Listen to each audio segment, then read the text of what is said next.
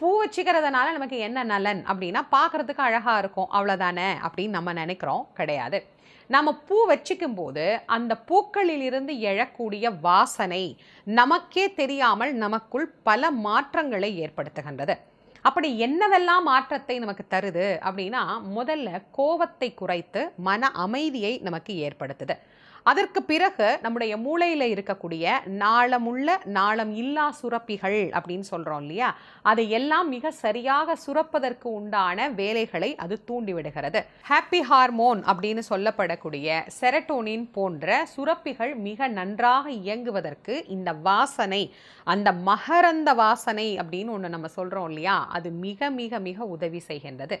இது எல்லாத்துக்கும் மேல பூ வச்சிக்கும் போது இஎஸ்பி பவர் அப்படிங்கிறது பெண்களுக்கு அதிகமாக இருக்கு அப்படின்னு ஒரு சில ஆராய்ச்சிகள்ல சொல்றாங்க. அப்படின்னா என்ன? கூர்த்த மதிவுடைய